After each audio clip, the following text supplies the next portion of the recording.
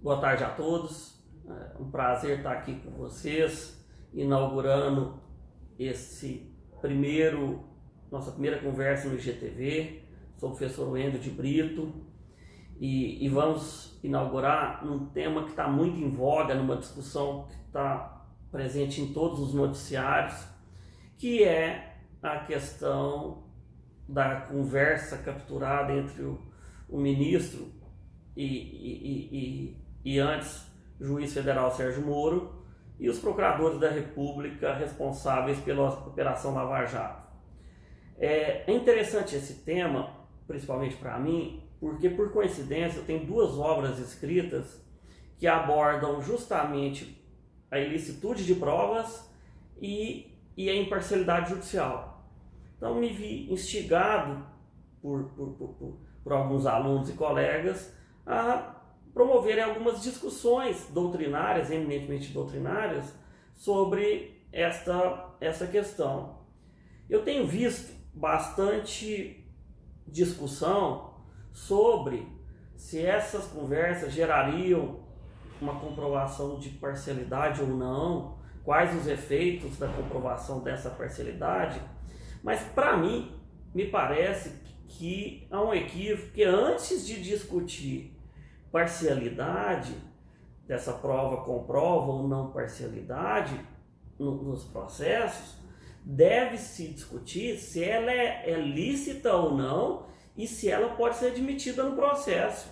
Isso porque se a prova for ilícita e não puder ser admitido como comprovação de suposta parcialidade, ela nem vai ser valorado o seu teor, ela vai ser desentranhada dos autos e nem vai ser valorada. Então, antes de discutir parcialidade, tem que se discutir ilicitude de prova ou licitude e se ela pode ser admitida no processo. E até mais do que isso, temos que também fazer um parênteses que o que temos hoje a princípio são notícias jornalísticas a respeito da troca de mensagens do ex-juiz Sérgio Moro e dos procuradores da República. Não se teve, pelo menos não tive acesso ou conhecimento do áudio ou dos arquivos eletrônicos ou dos textos dessa troca de mensagem. Por que isso é importante? Porque a notícia jornalística ela não é uma prova em si. A prova em si seriam os áudios, arquivos de texto ou arquivos eletrônicos dessa conversa entre o ex-juiz Sérgio Moro e dos procuradores da República. Essas que seriam as provas. A notícia jornalística somente faz remissão a uma prova. Ela equivaleria a um testemunho direto, a um testemunho de ouvir dizer. Então, prova vai existir quando eventualmente forem apresentados esses áudios, essas mensagens, né, ou arquivos eletrônicos. Isso é importante para estar fazendo, porque a juntada de uma notícia jornalística não teria um efeito de prova no processo, né, nessa situação específica. E precisamos juntar os áudios ou os arquivos eletrônicos ou arquivos de textos a respeito dessa conversa. Mas suponhamos que esses elementos, esse suporte da prova, venham aos autos de um processo judicial da Lava Jato, que é o que nos interessa, né? Essa prova que viesse nessas circunstâncias, ela seria uma prova ilícita ou não? Primeiro, nós temos que deixar claro do que é prova ilícita. Prova ilícita, a nosso ver, é uma prova que afronta direito fundamental. Intimidade, honra, sigilo das comunicações, sigilo de correspondência, sigilo bancário, sigilo fiscal. Essa é uma prova ilícita. O artigo 5º, inciso 56 da Constituição fala que são proibidas as provas obtidas por meios ilícitos. Já o artigo 157 do Código de Processo Penal fala que prova ilícita são aquelas obtidas por afronta à norma constitucional ou norma legal. Para mim, esse artigo 157 do Código de Processo Penal tem que ser interpretado à luz da Constituição. Não é qualquer prova que afronta norma constitucional ou legal que é uma prova ilícita. Ela tem que afrontar norma constitucional ou norma legal e também afrontar direito fundamental. Porque essa afronta meramente a norma constitucional ou norma legal, desassistida de uma afronta a direito fundamental, ela não é compatível com a noção atual de direitos fundamentais, com a noção atual de prova ilícita e insuficiente para caracterizá-la. Tanto na Itália quanto na Alemanha tem essa noção de prova ilícita como uma prova que afronta direito fundamental. Na Itália, como Olho, Ferri e Tarufo entendem que a prova ilícita afronta direito fundamental. No Brasil, o ministro Gilmar Mendes tem essa posição. O Spielberg e Orbea na Espanha também tem. E dentre outras, várias doutrinadores também apontam que a prova ilícita é a prova que afronta um direito fundamental. E aí, nós, diante dessa conceituação de prova ilícita, se pergunta, essa captação da conversa, do jeito que foi feita entre o ministro Sérgio Moro e os procuradores da República, é uma prova ilícita? A nosso ver, sem sombra de dúvida, é uma prova ilícita. É o que a gente chama de interceptação. É um terceiro interceptando uma troca de mensagens ou conversa entre dois interlocutores. E ela é ilícita porque a interceptação exige autorização judicial, que não houve. E ela é ilícita também porque afronta direitos fundamentais, a intimidade, o sigilo das comunicações, o próprio devido processo legal. E também é ilícita porque ela afronta o artigo 7º, inciso 1º, do 1º ao 3, do Marco Civil da Internet, que fala que é direito do usuário e é garantido a ele a proteção da inviolabilidade da sua intimidade e do sigilo das suas conversas. Então, por tudo isso, que entendemos que é uma prova ilícita essa interceptação da conversa sem autorização judicial entre o ministro Sérgio Moro e dos procuradores da República, independentemente se tenha sido feito por um hacker ou de qualquer outra forma. O próprio STJ tem um precedente no habeas corpus 421.249 de Santa Catarina, cujo relator foi o ministro Reinaldo Soares da Fonseca, que entendeu que precisa de autorização judicial para acesso a conversas de WhatsApp de um aparelho telefônico. Então esse é um precedente que se aplica nesse caso. Além disso, a própria Suprema Corte dos Estados Unidos, num case Harley versus Califórnia de 2014, também entendeu que não é constitucional o acesso a dados de aparelho celular sem autorização judicial. Então, diante de tudo isso, não temos dúvida em falar que se trata de uma prova ilícita. E sendo ilícita, essa prova pode ser admitida ou não. A prova lícita, ela é admitida no processo e gera os efeitos normais de toda prova lícita. Já a prova ilícita, ela, a princípio, ela não pode ser admitida no processo. Por que ela não pode ser admitida no processo? Primeiro, porque está na Constituição, artigo 5º, inciso 56, que é proibida a utilização de provas obtidas por meios ilícitos. E não está na Constituição à toa, porque antes do marco da Constituição de 88, não era raro a obtenção de provas ilícitas, mediante coação, tortura ou de qualquer outro meio que julgasse contrária a direito fundamental. Para vedar esse modo de agir, o Constituinte esculpiu na Constituição Federal a proibição de prova ilícita. Então, a priori, deve ser prestigiada essa disposição da Constituição que proíbe prova ilícita. Essa proibição, ela não é absoluta, porque interpretada ela à luz de outros preceitos constitucionais, podem, em situações excepcionais, repito, muito excepcionais, pode admitir uma prova ilícita. E professor Wendel, quais são essas condições em que se admite a prova ilícita? No meu livro, que foi minha dissertação do mestrado, eu justamente procurei ver, para não ficar muito subjetivo, quais os critérios que você precisaria atender para que uma prova ilícita fosse admitida. Então, são dois critérios macro. O primeiro é a motivação das decisões. Para ser admitida uma prova ilícita, ela tem que ser motivada, não que outra decisão não precise, mas é porque, como é uma excepcionalidade, ela tem que ter uma justificativa idônea e muito bem feita. E o segundo ponto é o requisito da proporcionalidade.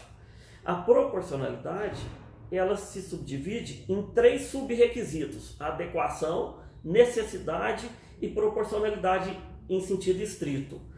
A adequação é que aquela prova ilícita seja compatível com o que se almeje. Então, por exemplo, não tem que se falar de uma prova ilícita que quebra um sigilo telefônico de quem não tem telefone. Também ela tem que ter a necessidade. Qual que é o requisito da necessidade? Que não tenha outros meios disponíveis para comprovar aquela determinada situação, que a prova em seja comprovada. E o terceiro requisito é a proporcionalidade em sentido estrito, que faz com que o ponto negativo de uma utilização de uma prova ilícita seja menos pior do que a não utilização. Então, o requisito da proporcionalidade em sentido estrito vai ser que, sopesando utilizar a prova ilícita e não utilizar, os interesses em jogo faça com que sobreponha um ou outro, né?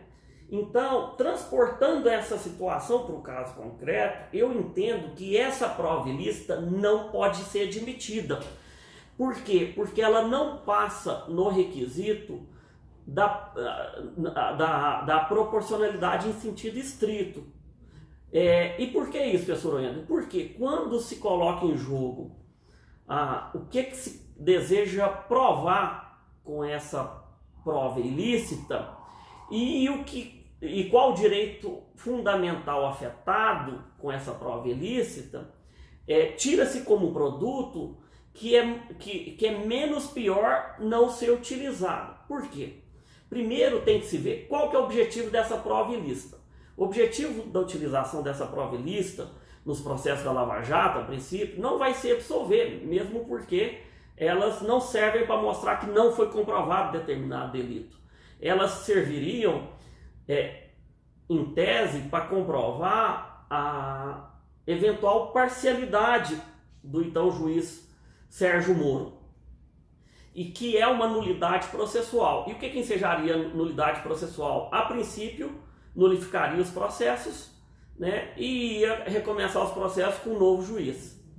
Então, como ela não visa absolver os acusados ou eventualmente condenados, que aí sim eu entenderia que ela poderia ser admitida, essa prova ilícita, como ela não visa absolver, e apenas gerar uma nulidade processual por suspeição, ela não pode ser admitida. E por que, professor Wendel, que você entende que não pode?